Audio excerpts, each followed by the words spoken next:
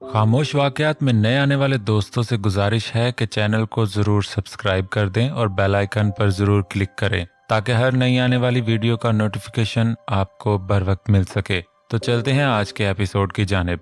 Airport से driver ने उसे पिक किया था। वो जो ये समझी थी कि उसकी माँ एयरपोर्ट पर बेचैनी से उसका इंतज़ार कर रही होगी, वहाँ ऐसा कुछ भी न था। पहली खुशफहमी तो उसकी वहीं दम तोड़ गई। बुझे दिल से वो उस बड़े से घर में आई जहां उसकी मां अपने दूसरे शौहर और उसके बच्चों के साथ रहती थी। गुलनाज को उनके दूसरे शौहर मुनीर ने सिर्फ अपने बच्चों की आया के तौर पर अपनाया था। मुनीर के पहले से 2 बेटे थे। बीवी की वफात के बाद मां के कहने पर उन्होंने गुलनाज से शादी की थी, जो उनकी मां के किसी रिश्तेदार की बेटी थी। ये शादी बस एक रिश्ता था जिसमें उन्हें कभी कोई दिलचस्पी नहीं रही थी। वो एक से एक नई औरत के चक्रों में रहने वाला शख्स था।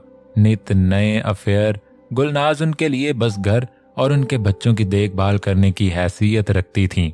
गुलनाज की मां की वफात पर उन्होंने मायशा को पहली बार देखा था। उन्हें अपने बेटे के लिए वो बेहद पसंद आई थी।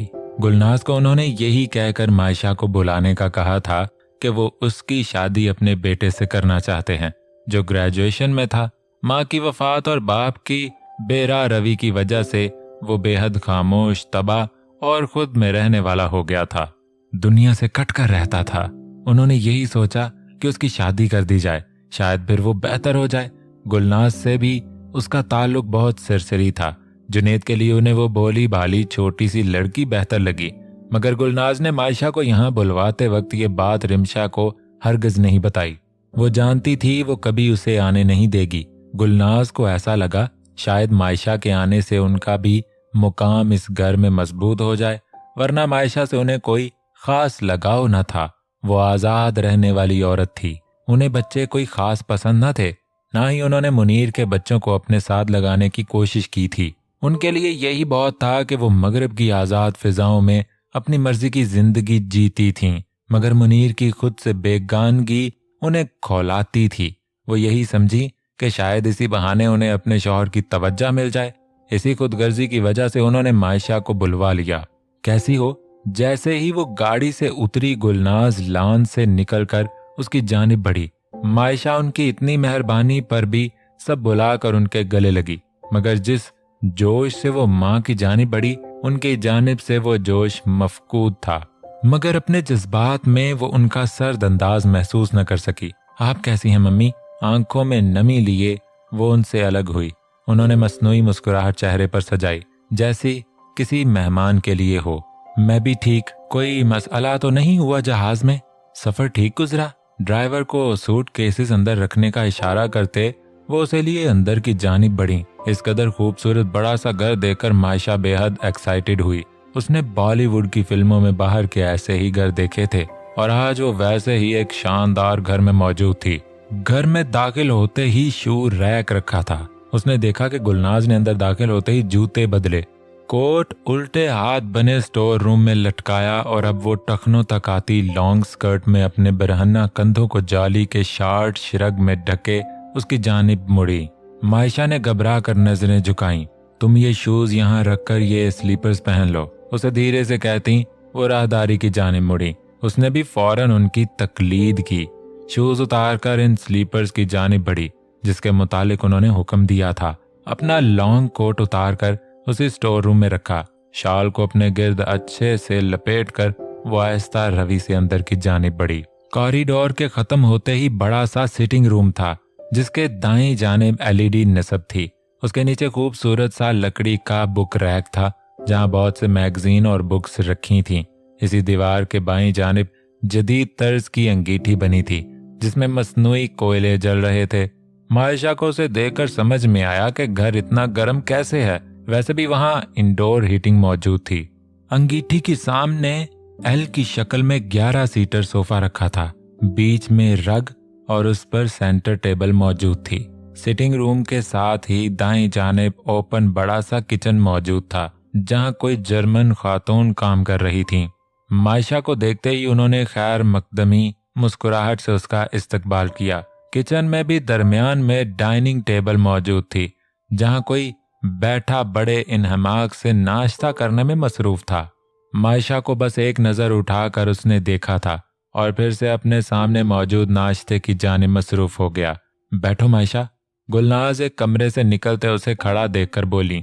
वो हौले से मुस्कुराकर एक सोफे पर बैठ गई। जुनैद, ये मायशा है मेरी बेटी। किचन की जानिब मुड़ते उन्होंने सामने बैठे जुनैद से उसका तारुफ करवाया, जिसने फिर से एक सिरसिरी निगाह से उसे देखा जो उसे ही देख रही थी। लंबे बालों को पोनी में बांधे, गले और हाथों में ढेरों चेन्स पहने, ब्लैक ट्राउजर और ग्रे टी शर्ट में वो 20-21 साल का लड़का मायशा को अजीयत सा लगा। खड़े नकूश और बेहद सफेद रंगत वाला वो लड़का यकीनन खूबसूरत लगता अगर अपने बाल कटवाकर इंसानों वाले हुलिये में होता। जिंदगी ने महज हूं करने का इत्तफाक किया। मायशा ये मुनीर के बड़े बेटे हैं जुनैद। जुनैद के सर्द रवैये को मायशा ने काफी महसूस किया था, मगर गुलनाज को फर्क नहीं पड़ा था। वो जानती थी वो ऐसा ही है। हेलो जुनैद भाई। मायशा से तो वो उम्र में 5 साल बड़ा ही था, इसी हिसाब से उसने उसे भाई कहा। I am not your brother. उसके भाई कहने पर जुनैद ने भवें सुकेड़ कर निहायत नखुवत से कहा।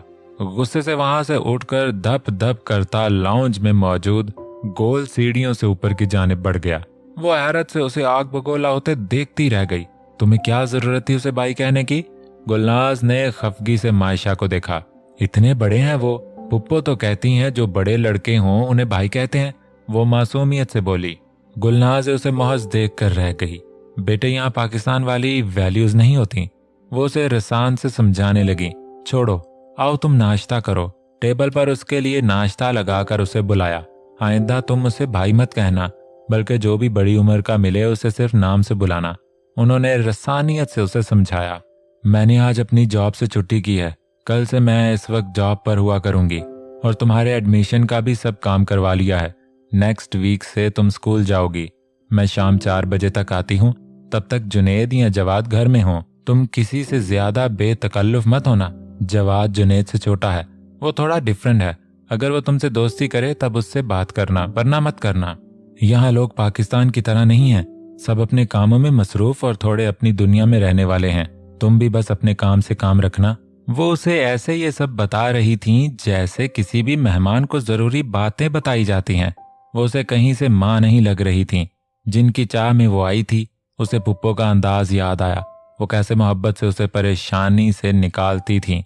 मोहब्बत से उसके पास बैठकर उसके चेहरे पर मुसलसल प्यार से हाथ फेरते उसकी परेशानी रफा करती थी, और उसकी अपनी माँ दूर खड़ी उसे महज समझा रही थी। उसने चंद आंसू अपने अंदर उतारे। आप वापस कब आती हैं? किसी आस के तहत उसने पूछा। मैं 5 बजे आती हूँ, उन्होंने मसरूफ से अंदाज में कहा। तुम्हारा स्कूल भी 4 बजे ऑफ हुआ करेगा, आते आते तुम्हें 5 बज जाएंगे। उनके बताने पर मुंह में मौजूद स्लाइस का पीस गोया उसके हल्क में फंसा। 6 माह गुजर चुके थे। उसने रचना से कोई राब्ता नहीं किया था। इन्हीं दिनों 2-3 प्रोडक्शन कंपनीज को उसने अपनी धुनें सुनाई, जिन्हें उसका काम बेहद पसंद आया, या शायद किस्मत ने यही मुनासिब वक्त उसके लिए लिखा था। उसे एक नए ड्रामे के साउंड ट्रैक का म्यूजिक देना था। आज इसी सिलसिले में उसकी प्रोड्यूसर से मीटिंग थी। एक बहन की इन 6 माह में वो शादी कर चुका था और दूसरी की भी बात पक्की कर ली थी। किस्मत उसके साथ, या शायद अब उसके हाथ में थी। लियारी से निकलकर उसने एक बेहतर इलाके में घर खरीद लिया था। इन 6 माह में जिंदगी वैसी ही हो गई थी जैसी वो चाहता था। अभी वो घर से निकल ही रहा था कि मोबाइल बजा। उसने एक सेकंड हैंड गाड़ी ले ली थी। वो गाड़ी की ड्राइविंग सीट पर बैठा था। अभी गाड़ी स्टार्ट नहीं की थी। मोबाइल सीधा करके जैसे ही स्क्रीन पर नंबर देखा, रिश्ना का नाम जगमगा रहा था। कुछ लम्हे वो खामोश निगाहों से उस नाम को देखता रहा। हेलो, कैसे हो? चंद बेलें बजते रहने के बाद दिल के हाथों मजबूर होकर उसने कॉल रिसीव करके फोन कान से लगाया। मैं ठीक, तुम कैसी हो? बेतासुर निगाहों से विंड स्क्रीन के पार सड़क को देखा। तुमने तो राब्ता ही खत्म कर दिया। कहाँ होते हो? 6 माह से कोई खैर खबर ही नहीं। उसने नाज से शिकवा किया। लहजे में वही मोहब्बत थी जो कभी पहले उसके लहजे का हिस्सा रही थी, मगर फाजी को शायद अब उससे कोई फर्क नहीं पड़ने वाला था। कोई काम था? उसका अजनबी लहजा रचना को खटका। क्या हम में हमेशा काम के हवाले से बातचीत रही है? उसने उल्टा सवाल किया। मेरा ख्याल है हम में अब किसी हवाले से भी बातचीत ना रहे तो बेहतर है। उसने गाड़ी स्टार्ट की। तुम इतने उखड़ और अजनबी से लहजे में क्यों बोल रहे हो? वो उसके अंदाज पर हैरान थी, जो हर लम्हा उसकी मिन्नतें करता था, उसकी मोहब्बत के दम भरता था। अब ऐसा क्या हुआ था? उसने तो सुना था अब उसकी जिंदगी संवरने लग गई है। उसके बाप और भाई भी उसके नाम से आशना हो गए थे। वो आहिस्ता आहिस्ता मशहूर हो रहा था। अब तो उनकी शादी आसानी से हो सकती थी। हमारा अजनबी बन जाना ही बेहतर है। एक हाथ से गियर लगाते उसने मोबाइल को दूसरे हाथ में थामा। मैंने सुना है तुम्हें काफी प्रोजेक्ट्स मिलने लग गए हैं। तुमने तो ऐसा नाता तोड़ा, अपनी कामयाबी मुझसे शेयर नहीं की। उसने फिर से उसके लहजे को नजरअंदाज करके शिकवा किया।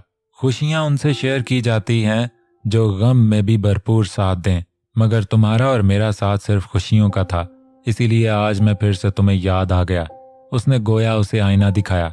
मैंने तो हमारी आखिरी मुलाकात में भी यही कहा था कि जब तुम किसी काबिल हो जाओगे तो डैडी को हमारे रिश्ते पर एतराज नहीं होगा।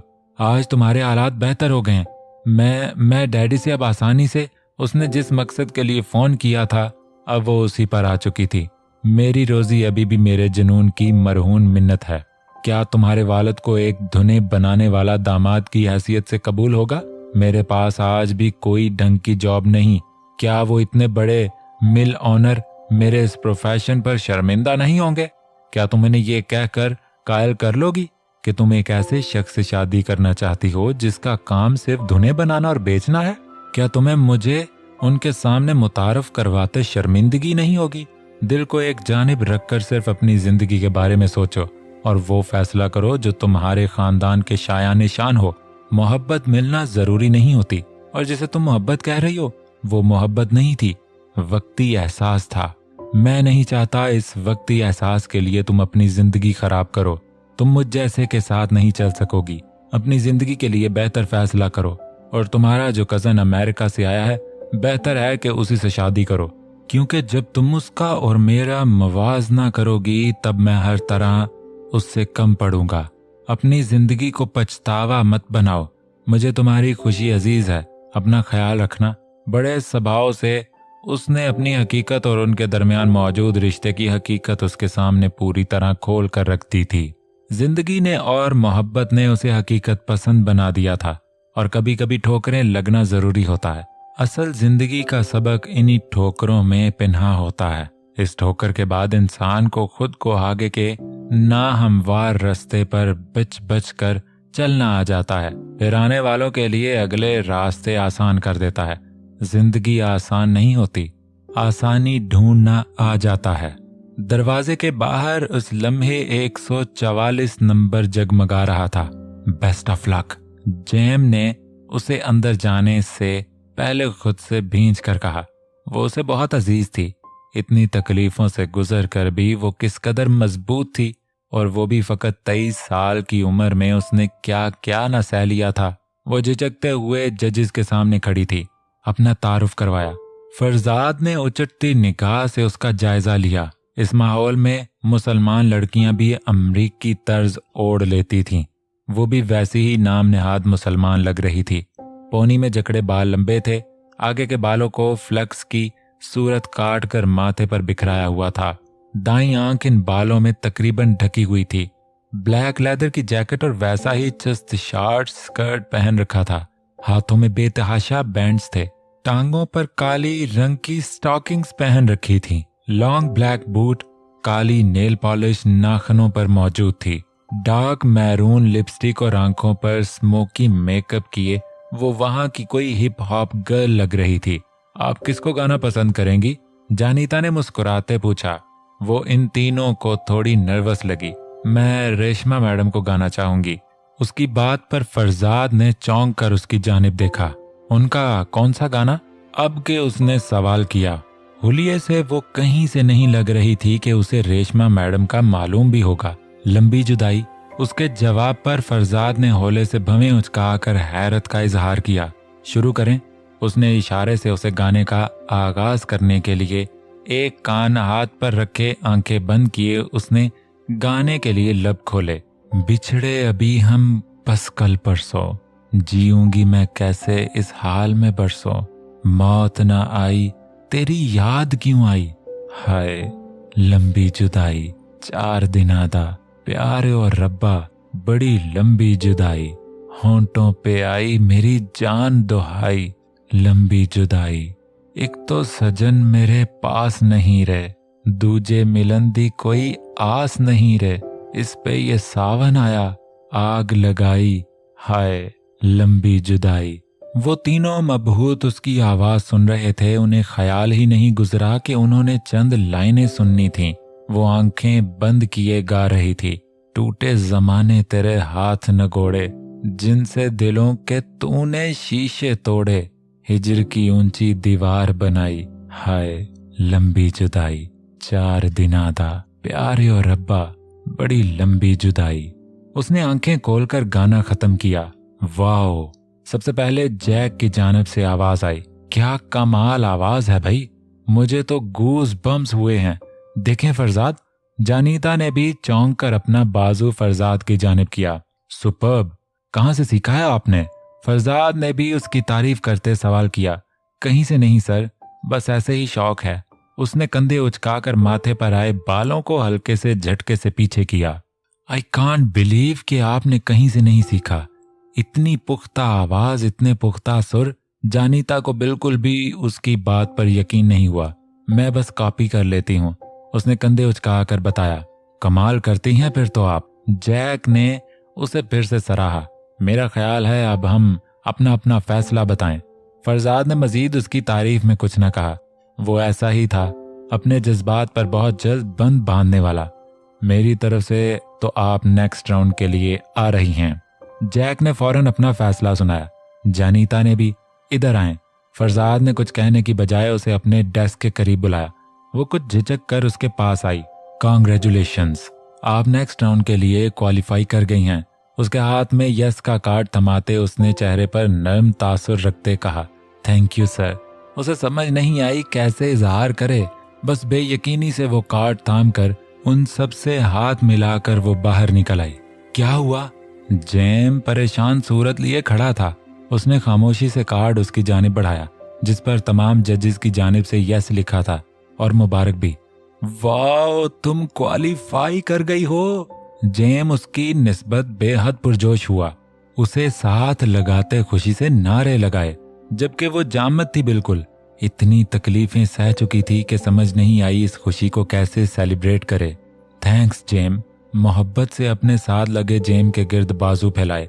एक बस अब वही मुखलिस था। यू सिली गर्ल, दोस्ती में थैंक्स नहीं चलता। मुझे तुमसे मिलना है। आज फिर उसे रिश्ना की कॉल आई। मैं अभी एक प्रोजेक्ट के लिए दुबई जा रहा हूँ। 1-2 दिन में वापसी से फिर मिलता हूँ। न जाने ये कैसी मोहब्बत थी जो उसे रिश्ना के साथ बुरा सलूक करने से रोक रही थी। पक्का वादा? उसकी बात पर अपना सामान पैक करता वो गहरी सांस खारिज करते सीधा हुआ। बेड पर चंद शर्ट्स बिखरी हुई थीं, जिन्हें अब समेटना था। हाँ कहकर उसने फोन बंद किया। 2-3 दिन की जगह उसे पूरा हफ्ता गुजर चुका था। वहीं से एक भारतीय डायरेक्टर ने भी उसे अपनी अगली फिल्म के म्यूजिक के लिए साइन कर लिया। बहुत से काम निपटा कर वो 1 हफ्ते बाद वापस आया। अगले दिन ही रिश्ना को फोन करके एक होटल में उसे मिलने के लिए बुलाया। कैसी हो? इस वक्त वो दोनों तकरीबन साल बाद एक दूसरे के आमने सामने थे। ब्लू जीन्स पर स्किन कलर की टी शर्ट पहने वो अपनी भरपूर वजाहत लिए उसके सामने बैठा था। ठीक हूँ, तुम सुनाओ। अब तो तुमसे मिलने के लिए अपॉइंटमेंट लेनी पड़ती है। उसके तंज पर वो धीमे से मुस्कुराया। नहीं, तुम्हें ऐसी कोई जरूरत नहीं है। वही धीमा लहजा। तुम बताओ, तुम्हें क्या खास बात करनी थी? कॉफी मंगवा कर वो उसकी जानिब मुतवज्जे हुआ। डैडी मेरी शादी करना चाहते हैं। उनके दोस्त का बेटा है। वैसे तो अपना बिजनेस है, मगर एक्टिंग भी करता है। तो तुम जानते होगे उसे, कामरान लगारी। उसकी बात पर वो बिना कोई तासुर दिए उसे सुनता रहा। हाँ फिर? वो ऐसे बात कर रहा था जैसे उसे इस धमाकेदार खबर से कोई लेना देना ना हो। क्या मतलब फिर? तुम्हें कोई फर्क नहीं पड़ता? रिश्ना ने हैरत से उसका नॉर्मल चेहरा देखा। मुझे किस बात का फर्क पड़ना चाहिए? वो उल्टा उससे मुखातिब हुआ। मेरे डैडी मेरी कहीं और शादी कर रहे हैं। वो फिर से अपनी बात पर जोर देते गुस्से से उसे देखने लगी। अच्छी बात है, मैंने तो तुम्हें पहले भी कहा था कि तुम अपनी जिंदगी के बारे में सोचो। वो उसी नॉर्मल अंदाज में बोला। फाजी, मगर मुझे तुमसे मोहब्बत है। वो उसे बावर करवाने लगी। मैंने उस दिन भी तुमसे कहा था मोहब्बत नहीं, ये एहसास है। जिसे कुछ सालों में तुम भुला भी दोगी। बेहतर है अपनी डैडी के फैसले पे हाँ कहो। वो उसे समझाने वाले अंदाज में बोला, तुम अगर अब रिश्ता लाओगे तो डैडी को एतराज नहीं होगा, वो भी तो एक्टर है और तुम भी एक आर्ट की फील्ड से हो। उसकी बात पर उसने मुस्कुरा कर नफी में सर हिलाया। तुम्हारे डैडी को अब भी मेरे रिश्ते पर एतराज होगा, क्योंकि कामरान लिगारी सिर्फ एक्टर नहीं बिजनेसमैन भी है। उनका खानदान मेरे खानदान की निस्बत कुछ भी नहीं है, इसीलिए तुम्हारे डैडी को उसके इस शौक पे भी कोई एतराज नहीं है। उसने एक बार फिर उसके सामने हकीकत रखी। तुम मुझे रिजेक्ट कर रहे हो? वो गुस्से से तिलमिलाई। नहीं, मैं तुम्हें हकीकत से आगाह कर रहा हूँ। बेहतर है कि तुम उसी शख्स को अपनाओ जो तुम्हें वही जिंदगी दे जिसकी तुम आदी हो। मैं तुम्हें वैसी जिंदगी नहीं दे पाऊंगा। तुम्हें मेरे साथ बहुत कुछ सफर करना पड़ेगा, सबसे बढ़कर वक्त। मैं कई रातें जागता हूँ, मुझे अपने काम में जरा सा खलल भी बर्दाश्त नहीं, जबकि तुम्हें वक्त चाहिए होगा और वो मैं नहीं दे पाऊंगा। जब इतनी सब महरूमियां तुम्हारे सामने आएंगी तब तुम इस रिश्ते को निभा नहीं पाओगी। मैं तुम्हें तकलीफ नहीं देना चाहता, अपना ख्याल रखना। उसके इत्मीनान में रत्ती बराबर फर्क नहीं पड़ा था। वो शायद हर पहलू को बहुत पहले हर तरह से देख और समझ चुका था। वो मुतमईन था कि कम से कम मोहब्बत रुसवा नहीं हुई थी। गाइस, उम्मीद करता हूँ ये एपिसोड आपको पसंद आई होगी। आज आप लोगों से कुछ शेयर करना चाहता था, कुछ जरूरी बात करना चाहता था। आजकल रवाज चल पड़ा है यूट्यूब के ऊपर के लोगों की मेहनत को चोरी करके और उनकी ट्रैफिक को खींचा जाए। नॉवेल्स को चोरी करते हैं और धड़ाधड़ लगाना शुरू कर देते हैं। जैसे कुछ दिनों पहले ये एक चैनल था, अब मैं नाम लेना पसंद नहीं करूंगा, तो उन्होंने हमारे भी नॉवेल्स लगाए और बहुत से चैनल्स के नॉवेल्स उन्होंने कॉपी किए और उनकी ट्रैफिक को तोड़ना उनका मकसद होता है। आप लोगों से बस यही गुजारिश करनी थी कि आप अगर किसी चैनल पर कोई नॉवेल रीड करते हैं तो उसी चैनल पर ही नॉवेल रीड किया करें। या आपको सिर्फ नॉवेल से मकसद है या किसी भी चैनल पर अपलोड हो रहा है, किसी की मेहनत चोरी हो रही है तो वो होती रहे, हमें सिर्फ नॉवेल से मकसद है। आप भी जानते हैं जो लोग देख रहे हैं इस तरह के चैनल्स को कि वो विदाउट वॉइस बस सॉफ्टवेयर में डाला और स्लाइडिंग चलाकर वीडियो को लगा दिया। भाड़ में जाए, किसी की मेहनत जाती है तो जाए, बस हमारे पास व्यूज आ रहे हैं, हमारा चैनल मोनेटाइज हो रहा है, भले हम इसको बाद में सेल कर दें। लेकिन आप लोगों से गुजारिश है कि ऐसे अनासर को, ऐसे बेगैरत लोगों के चैनल्स को जरूर रिपोर्ट किया करें कि ये दूसरों की मेहनत को चोरी करते हैं। आपको नहीं पता कि इसके पीछे कितनी ज्यादा मेहनत होती है। तब जाकर आपके लिए एक 20 मिनट की 25 मिनट की वीडियो आती है जो आपने 20-25 मिनट में देख लेनी है। ये शायद आप नेक्स्ट करके रीड कर लें जल्दी से जल्दी। लेकिन फिर आपसे रिक्वेस्ट है, खुदारा आप ऐसे चैनल्स को बजाय वहां पर सपोर्ट करें। जो हमारा नॉवल चल रहा होता है उसको वो उठाते हैं, उठा के उसकी एपिसोड नेक्स्ट लगाए जाते हैं। अवाम के अंदर तो जसों पहले ही वो कहते हैं हम इसकी एपिसोड पढ़ना चाहते हैं आगे। ये नहीं देखना कि किसी की मेहनत चोरी हो गई है, हम एक चोर को जाके सपोर्ट करने लग गए हैं, उसकी वीडियोस देखने लग गए। वहां पे देखा उसका टाइम वॉच पूरा हुआ, उसके सब्सक्राइबर पूरे हुए, उसने जैसे ही मोनेटाइज करवाया साथ ही एपिसोड वाइज शुरू कर दिया, डेली की 2-3 एपिसोड देना शुरू कर दी। तो यार आप लोग भी समझदार हैं, आप लोग भी हमसे ज्यादा सूझबूझ वाले हैं, तो थोड़ा सा अक्ल से काम लिया करें। ऐसे चैनल्स को रिपोर्ट किया करें। सिर्फ नॉवेल्स के भूखे ना बने, आप ये भी देखें ये किसी की मेहनत चोरी हो रही है, ये भी देखें ये किसी की ट्रैफिक चोरी हो रही है।